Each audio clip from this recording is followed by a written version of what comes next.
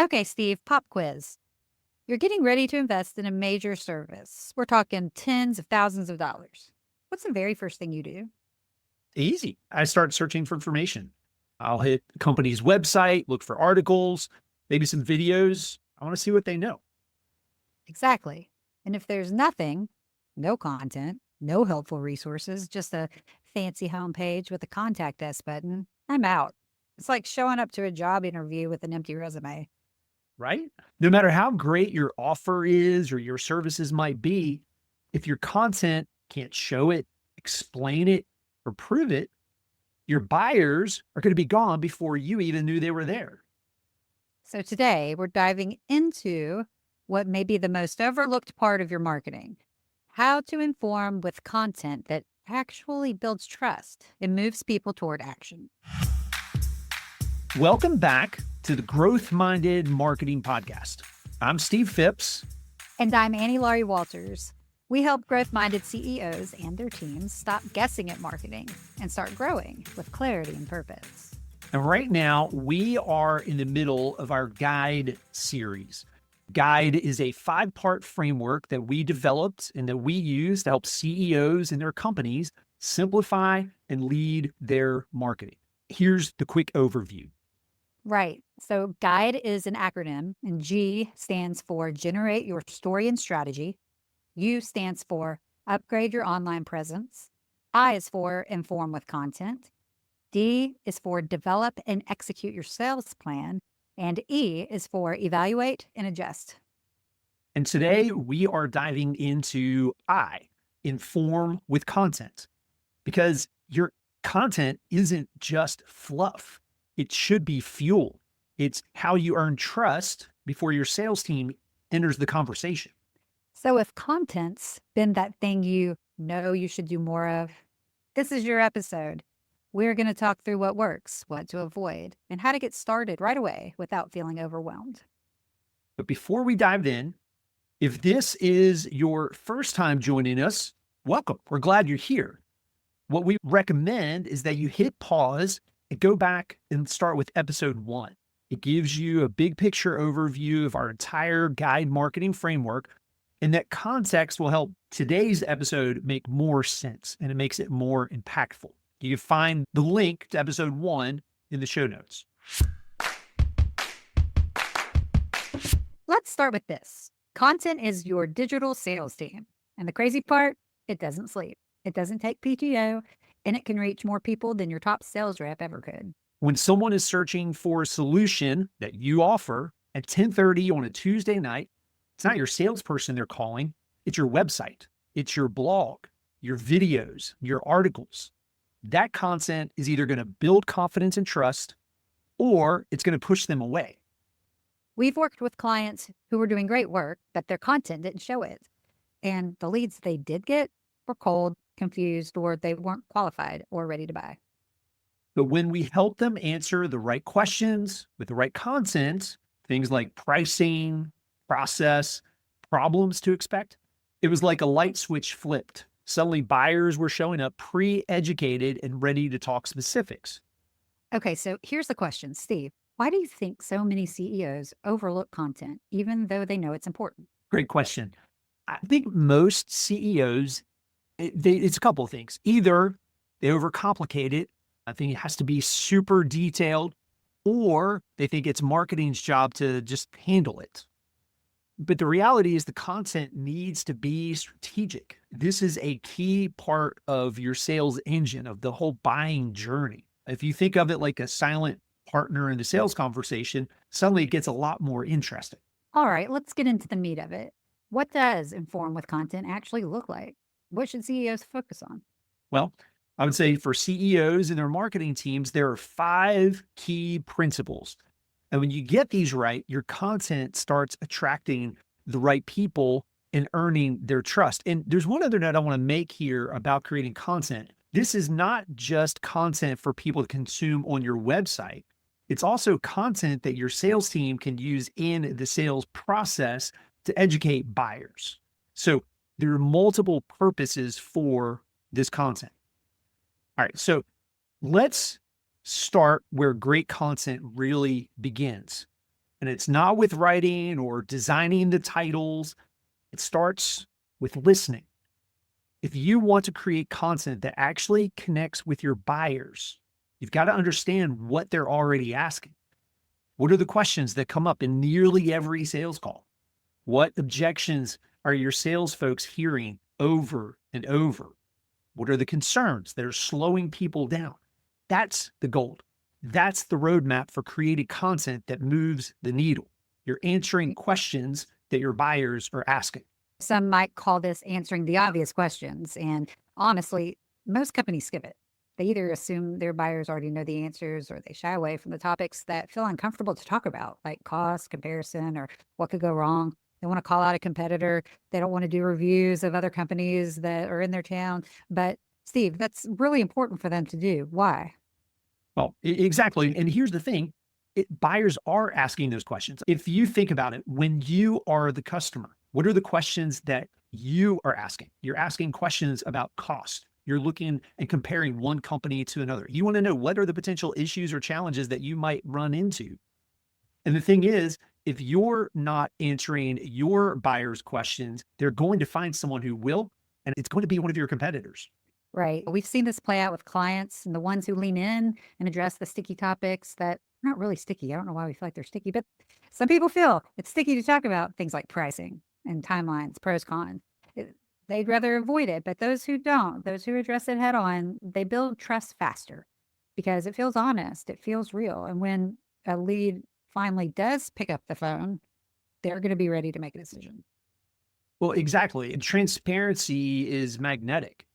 When your content tells the full story, not just the highlight reel, not just the salesy content, you're showing confidence in what you do and empathy for what your buyer is going through. Again, put yourself in the buyer's shoes. When you're on a website, what do you want to know? You want to know things like pricing. What happens if you can't find that information? Do you want to have to schedule a call with a salesperson to find out whether or not what they do is in your budget? No, you just want the answer to that question now. And so it's that type of content, being willing and able to answer those questions openly and honestly, that starts building trust and credibility before the first call or contact ever happens. So let's make this practical, Steve. How would you coach a CEO or a marketing manager on a B2B team? What would you say to them to help them figure out what those top buyer questions actually are? So the first thing I would do is start with your sales team. They're the ones who are on the front lines every day interacting with prospects. Ask them, what's a question that you get consistently? Or what objections keep coming up in the first call? Another really good question is, what do you wish your prospects knew before you had your first conversation? And if you really want to speed this up, you start sitting in on sales calls yourself. Or if you have a marketing manager, let them sit in on the calls. Let them hear what's being asked. Just listen. You'll hear the patterns. And those patterns, that's your content calendar. It's right there. It's in plain sight. You don't need fancy tools. You need ears and a notepad.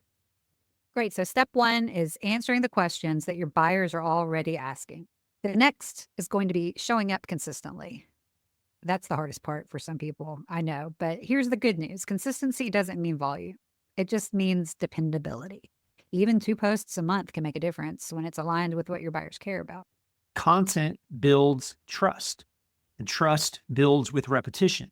So when people see that you're consistently showing up with helpful, relevant insights that answer their questions, it reinforces your credibility even before they engage. And I do want to say this about frequency.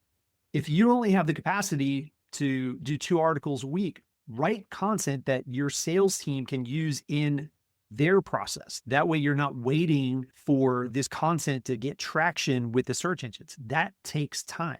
So when you're creating content that your sales team can use, you're helping educate your buyers in the sales process, and that can have a positive impact on your close rates and how long it takes for your leads to convert. How great it is to be alive right now. AI can totally help with this, right? If we're short on time, AI tools can give you a head start. So, Steve, tell us about that. How would you coach somebody to leverage AI if this is just feeling really overwhelming? Yeah. And honestly, even for folks that have a good writer on the team, AI is still a really good resource. And so when I'm coaching people or when I'm speaking to a group about AI and marketing, one, the thing I want to remind people is that AI doesn't replace your strategy. This is not a set it and forget it tool. Now, maybe eventually it will be, but what it can do is it makes it easier for you to stay consistent. Once you have trained AI to your voice, you've educated it on your customers, on your buyers, it can help you create really good content faster without sacrificing quality. In fact, in some cases, it can produce higher level quality because it's bringing in ideas and information that you would not have had on your own. And the thing here is you want to make sure that you are trusting and verifying. AI is great. It's a tremendous resource. It can do a lot, but it's not perfect. And you want to make sure that you are vetting it, that it reflects you, your voice, your tone, and that the information it's producing is accurate. So a key part here is when you think about AI, one of the ways to think about it is like it's an assistant because there's a lot that it can do with your guidance. And since we're talking about showing up consistently, that's one really easy way to start leveraging AI in your marketing tactics and strategies is just use it to make a content calendar. Like this is an easy way to go in, pull up ChatGPT and ask it to make you a content calendar that you can easily either copy and paste into your own systems or download a file and upload it to your Google Docs. There's so many ways you can do it. And it will tell you exactly when to post. Even if you want to write your own content or you want it to suggest, at least it can do that logistical work of saying, okay, post this day and this day. How much time will it take to prep to do that? Here's how much time. Like there's so many ways you can train it just logistically to help decide for you how much time is it going to take? When am I going to do it? And then all you have to do is set deadlines or alarms in your calendar and carve out the time to actually do it. But I think a lot of times people will use AI to do some of that logistical thinking for them, some of that planning. And that's a way that it can help you show up consistently. Well, I think even to that point, AnnieLaurie, a simple thing that you can do with ChatGPT or whatever AI tool you're using is share with it what your context is, what you're trying to do, and then ask it how it can help you. Because Yes. sometimes, I mean, as it continues to evolve and become more intelligent, it's becoming more proactive. I'm seeing that more and more. If I'm doing something, it will then offer, well, do you want me to turn this into a graphic? Would you like me to do this instead? So even just asking it how it can help you do X number of blog posts or, there's so many different ways. Yeah, that's such a great point. You could approach ChatGPT and say, I want to post on LinkedIn 3 times a week for the next quarter. Walk me through everything I need to do to set that up. It's going to give you step by step how to do it. And it just simplifies it all, makes it really quick for you. So, yes, I can't wait till some future episodes when we really start diving into how we can effectively leverage AI for marketing because there's so many things we can talk about. But I want to ask you, Steve, for the listeners that are just getting started, set the bar for them. When we talk about showing up consistently, that might feel overwhelming to someone who already has a whole lot on their plate. So, how often should they be posting content and where should they be posting content? Start with once a week if you can. And again, you want to know part of this is figuring out how long is it actually going to take you to do it. So map out your process and a good rule of thumb, especially if you're using AI, allow anywhere between 2 to 3 hours per blog post. Now, you get better, you get faster, that becomes more efficient. If you're doing it manually and you're doing the research and gathering links and things like that, a blog post can take 5 to 6 hours, maybe longer, depending on how long it is.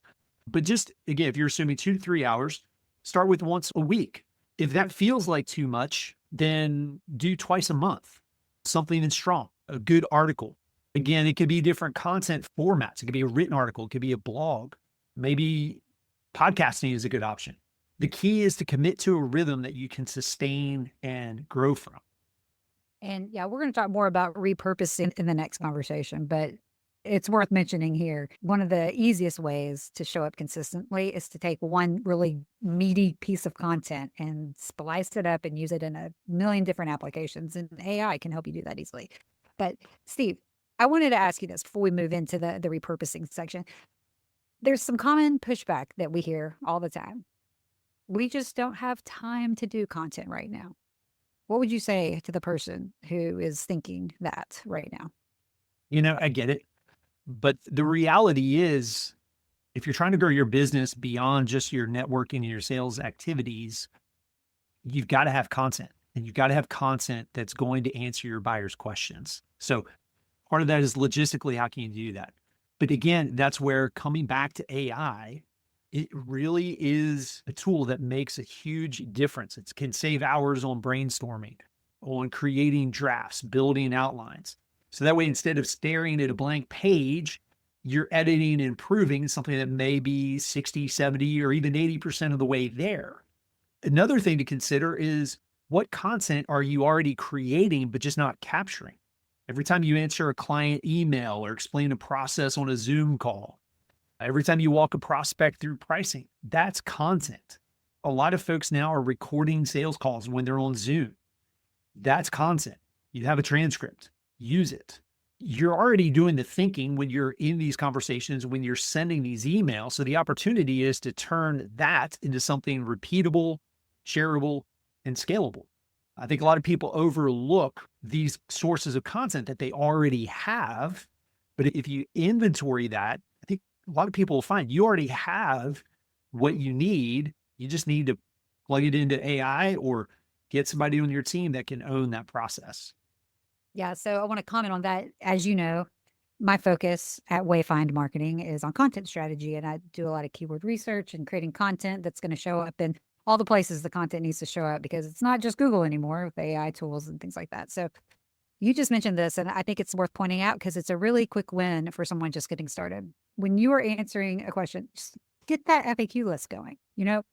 Get your sales team together. Whoever answers your phones or whoever is your first line of communication between people who are contacting your business, make a list of all the questions they get all the time and put that on your website. Segment it by a service area and put it on your service pages. That alone is going to get your website ranking. And especially with Google AI search results at the very top of the page. We've all seen them, right? And basically, you go to Google and you ask it a question, and it's answering you at the very top of the page, kind of like if you had opened up ChatGPT and asked the same kind of question. But Google's pulling all that from links to other websites. And the way you get to show up in that spot on a Google search is by having really strong FAQs on your website. And how easy would it be every time a client asks you a question or you're responding in an email, you just have a doc on the side that you quickly open, drop it in that doc. You could be building an awesome FAQ library that's just going to help you rank better and help answer your customers and your potential customers' questions more efficiently. And all you're doing is copying and pasting. You just have to think about it, shift your perspective on how to do it. Absolutely. I love that you're pointing that out, because a lot of times, if we're paying attention, the sources of that content already exist. And this is another AI hack here to do additional brainstorming, is ask ChatGPT to be your buyer. Give it the information. Who is your customer? What is the service that you do? Give it a link to your website so it can educate itself. And then ask it, what questions would it have? If it's a first-time buyer, what are the questions? If it's a repeat buyer, they've purchased the types of products and services that you offer, maybe from a competitor, what questions would they have? And use that to help supplement what you're already generating internally. That's so good. So instead of asking, do we have time to do content? Maybe the better question is, are we making use of the content we already are creating and using tools like AI to help us do it faster? Exactly. And it's a mindset shift. It's an awareness shift. And when that happens, that's where momentum really starts to build. Okay, so we've touched on it a little bit, repurposing content. Okay, this is step number 3, and let's dig into it. You don't have to start from scratch. You already have content that you've created. It may not be formatted for LinkedIn or for a blog post on your website, but you do have the content. So, Steve, let's stop for a second. How can people start reusing the content that they've already got? As you've already pointed out, this is such a huge missed opportunity. Most companies already have more content than they realize, and it's just hiding there. Totally. It might be in a PowerPoint that your sales team uses every day, or it could be like we just talked about, FAQs that you've answered 1,000 times on the phone, or even a case study that never made it past your proposal. Well, exactly. And so to your question about where do you even get this content and how do we repurpose it? Think about it this way. How can you use one piece of content in other formats? A blog post can become a podcast episode. A client FAQ can become a video series. A slide deck, that turns into a downloadable guide or a carousel post on LinkedIn. And so suddenly what might be one piece of content now can be turned into 4, 5, or 6 pieces of content that can be pushed into different areas.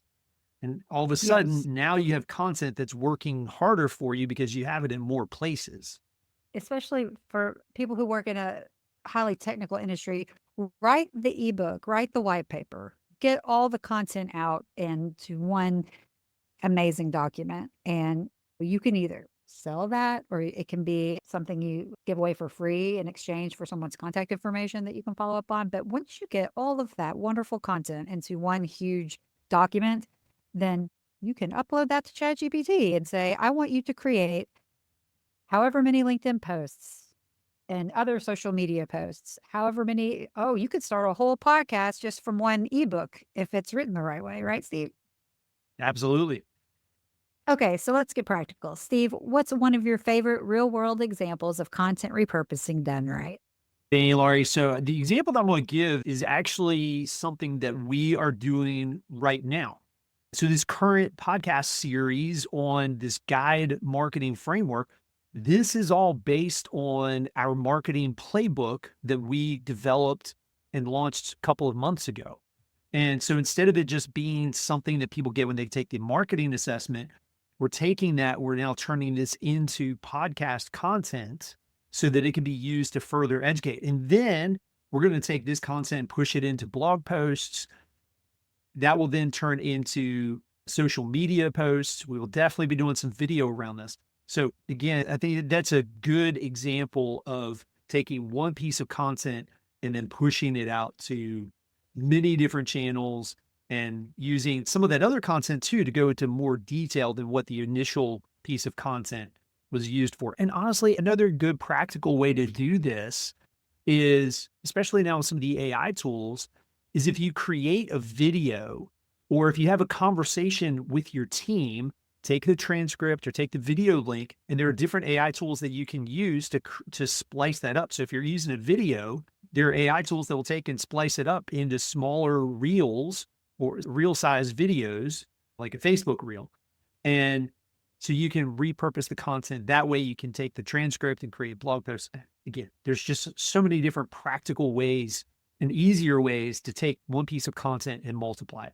So, Steve, one objection that I want to address, someone might be thinking, isn't this redundant? Isn't it redundant to be using the same content over and over again? And what I want to say is, no, it's not redundant because it might be the same content that you're repurposing, but you're repackaging it and delivering it in different ways for the audience to digest and remember and interact with. And so how you sit and listen to a podcast or drive, car, or walk, or however you listen to your podcast, that's different than when you're just scrolling social media and you see something quick. It makes an impression, but then it might make that connection to, oh, I want to go and dig deeper. I want to learn more. When I've talked with people about website content, it's easy to think about like how people access your website. Like they don't read it like a book. When you get a book, you open the book and it's page 1. Turn to page 2. That's not how people access websites or read websites often. They go to Google, they search. There are any number of different on-ramps to your website and to your content. And it's okay if it repeats because who remembers everything that they hear the first time forever? And I think there's a principle about that, Steve, that you've talked about before. Why don't you share that with us? Yeah, absolutely. And before I mention that, traditional advertising there are 2 key metrics that advertising looks at, and that's reach and frequency. How many people are you reaching and what's the frequency? How many times are you reaching them? Because if you reach somebody one time, they're not going to pay attention to it. If you think about the context that we live in, we're bombarded by alerts, text messages, our laptop screens. We're getting pulled in 1,000 directions. So the likelihood of somebody connecting with what you post, if they only see it once, is low. And so Google did this study. You can look for this online and find more information about it, but they wanted to find out what influenced buyer behavior. What did it take to build trust and convert customers? And so what they determined is what they call the 7-11-4 rule. And that is that a brand needs to have 7 hours of interaction across 11 touch points in 4 different locations. So think about that. 7 hours, 11 touch points. So 11 different interactions in 4 different locations. So that could be YouTube. That could be your website. That could be LinkedIn. That could be an email. And so having multiple touches. So if somebody is seeing something, they see it on your LinkedIn post, and then maybe they go to your website and they see it there. That's a good thing because now it's starting to catch their attention. So the idea of repetition is a good thing, not a bad thing. So we talked a lot about different ways to attack this. What I want to say is it doesn't have to be complicated. We've given you a lot to think about, even just in this one segment, but it does not have to be complicated. Start with what's already working and adapt it. A blog post can become a video. A case study can become a LinkedIn post. You get the idea. The goal is to meet your buyers where they are. Start with what's already working and adapt it. Agreed. Great. So we've already talked about AI several times throughout the course of this podcast, but let's just put our laser focus on it for a second. We're gonna talk about step number 4, how to use AI to create more content effectively and efficiently. So let's just put it center stage. This is not a tool everyone's talking about yet. Even though it might feel like it, I still meet people all the time who don't really know how these AI tools can help them and how accessible they are. Absolutely. And, AI is the biggest shift that we've seen in decades, just the impact that this is having. Some would argue that it's the biggest impact, Since in the centuries. internet.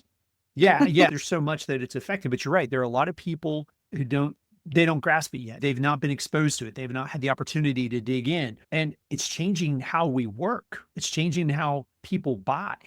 But like any tool, it's how you use it. The tool in and of itself is not going to do everything that you need it to do by itself. It needs guidance. It needs your input. And so that means learning it, figuring out how to use it, recognizing its limitations. Now, it's becoming more intelligent as things go. So some of the limitations that it's had, maybe in terms of a strategy perspective, it's getting better. And so that becomes another part of just the evolution of this. And it can get really big, but when it's used effectively, it can be a super fantastic tool for helping business owners and marketers. Okay, Steve, let's just break it down to the basics. What are a few simple things that marketing managers can start doing right away to use AI in their marketing? Use it to outline your ideas. Brainstorm your headlines. Use it to help you repurpose your existing content, both in terms of helping you think through how to repurpose it, but then also to create that content. You can use it to tighten up a draft. Have it review content from your buyer's perspective to help you understand what might be missing. It's great for accelerating the process. Again, you still have to educate it. It's not going to replace your voice. It still needs to reflect your voice, your experience. But it is here to help you express it more efficiently and more effectively. Okay, Steve, one way I love to use AI in marketing is developing buyer personas. Tell us how you can use something like ChatGPT to flesh out your personas. Okay. So for folks who may not be familiar with the term buyer's persona, it is a written description of who your customer is. If you're in B2B, their job title, their responsibilities, what's their decision-making authority, what's their industry. It's information that helps you tailor your content so that it's relevant for the right people. And so there's a couple of different ways that you can do this, but this is a twofold tip. One is when you're interacting with ChatGPT, one of the things you can do is ask it to interview you or ask you questions one at a time in the context of whatever you're trying to do. So if you want to develop a buyer's persona, ask it, tell ChatGPT, I need you to function like a marketing strategist who can help me develop a buyer persona.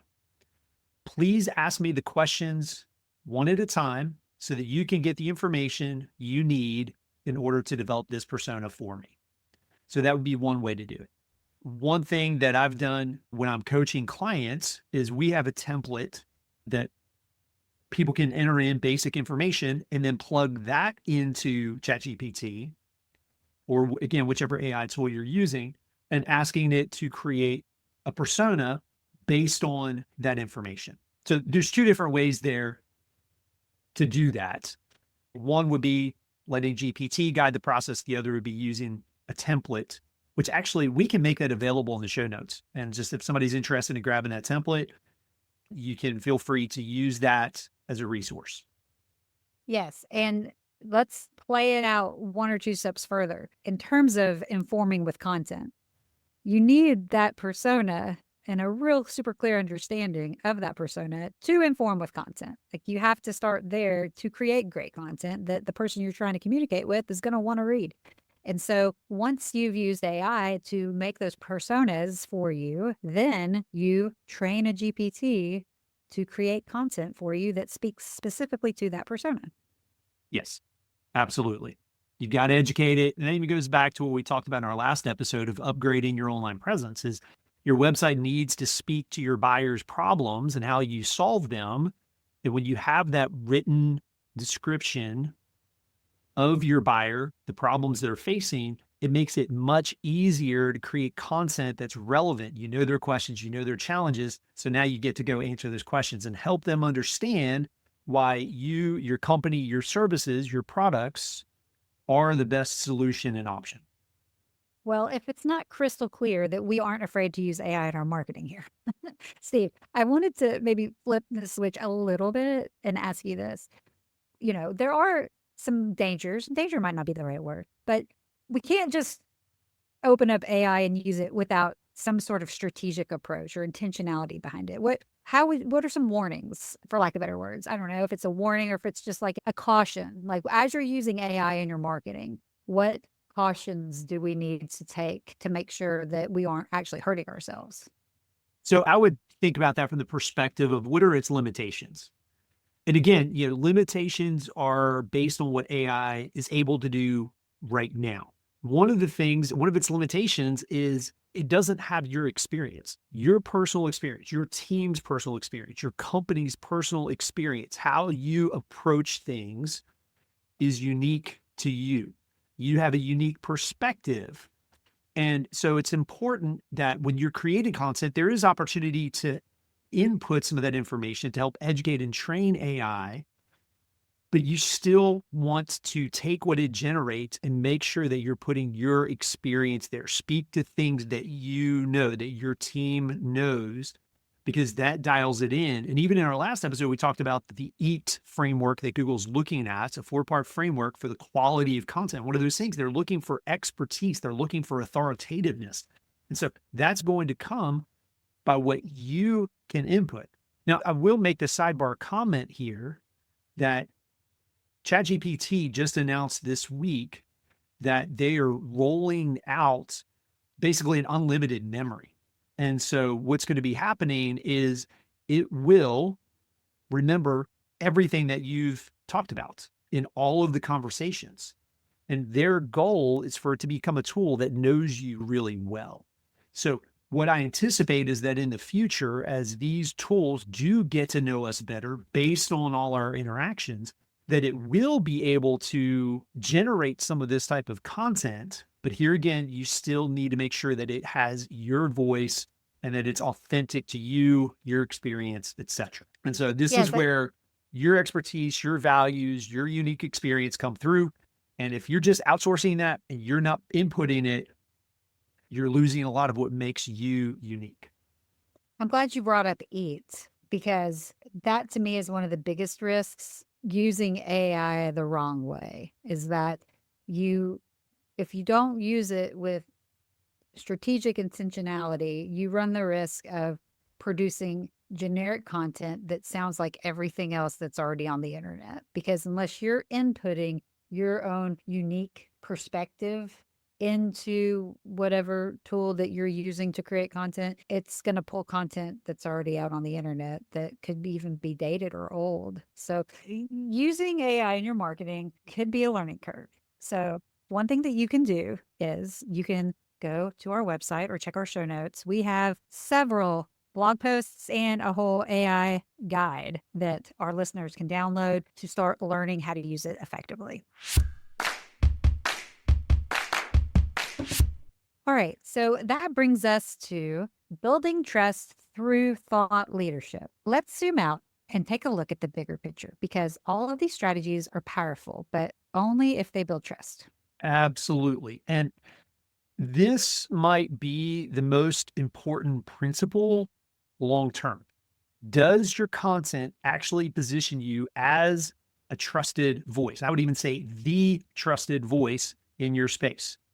Not just someone with a product, not just a salesperson making a pitch, but someone with perspective, with experience and expertise. And that's the difference between just being in the conversation and leading it.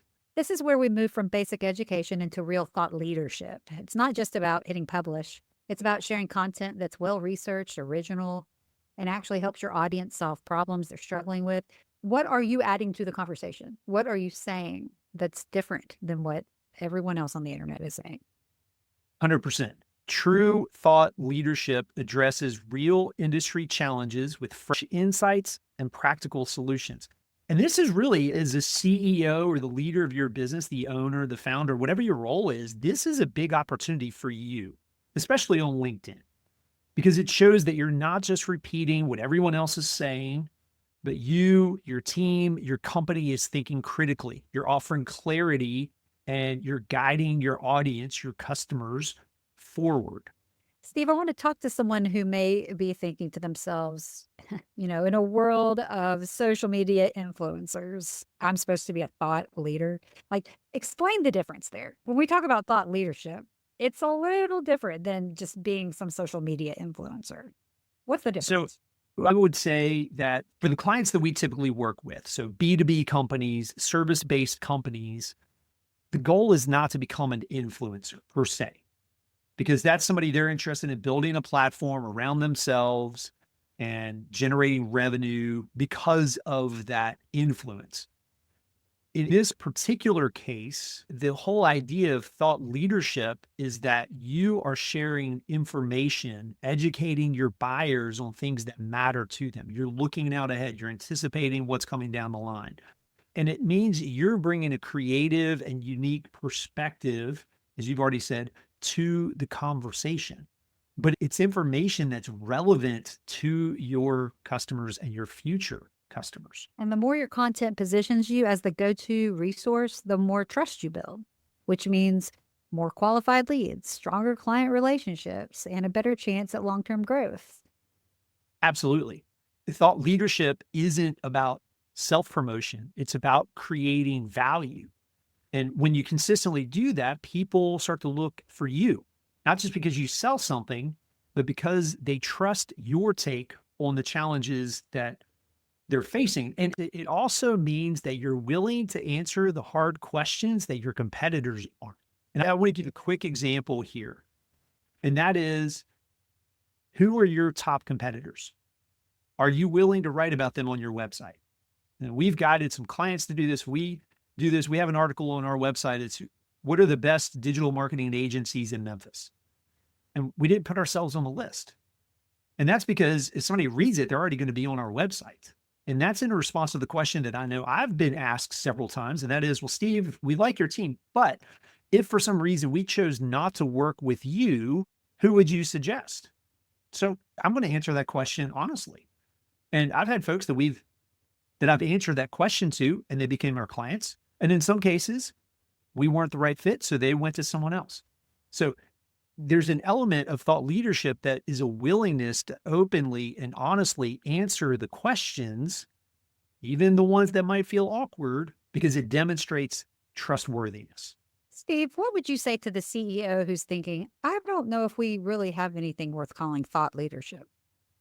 I would say if you, your team are solving real problems, you've already got the raw material. You just haven't turned it into content yet. It's looking for the stories, the insights, the aha moments that come up in your work every week. That's the stuff that your buyers want more of. And I think it even goes back to thinking about and inventorying what are the things that you consistently say to customers? What are the things, if you're the CEO, that you are consistently saying to your sales team, to your support team, to your marketing team about how you serve your customers and your clients? Those are the types of things, those repeatable phrases and perspectives that help you dial in your voice, especially as it relates to creating thought leadership content.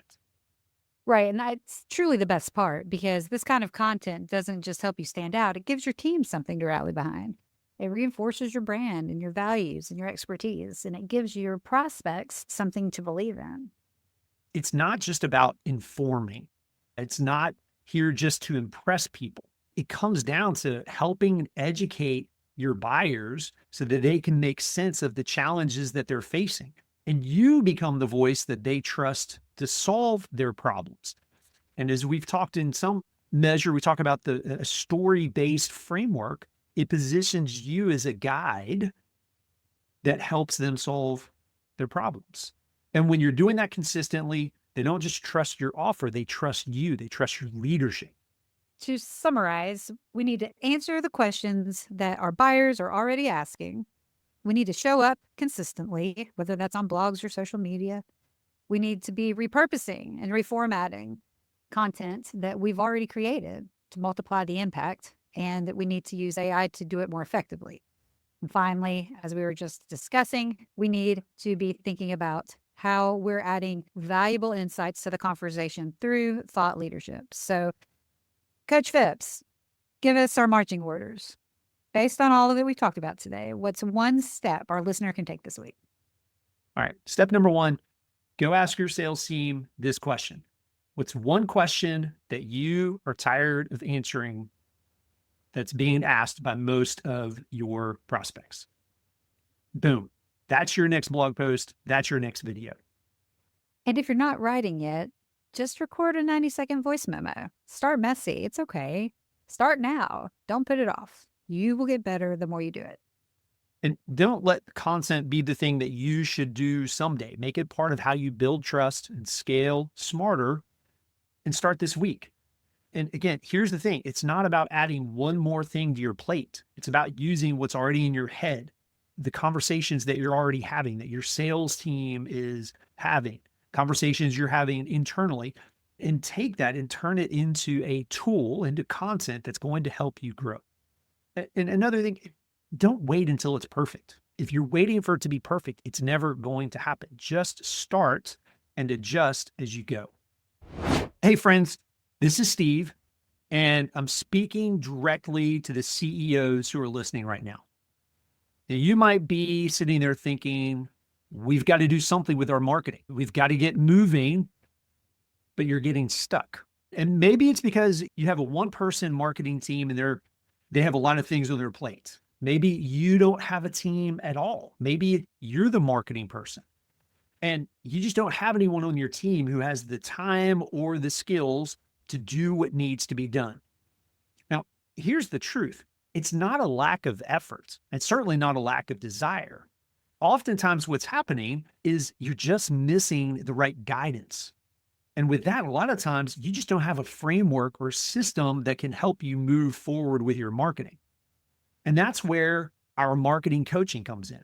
So in this scenario, what we do is we work alongside of you and your team, whether you have one person who's focused on marketing or whether you have a small marketing team that's stretched thin. We come alongside and we help you develop a focused marketing plan. We teach you our framework so that you can create really great content using AI.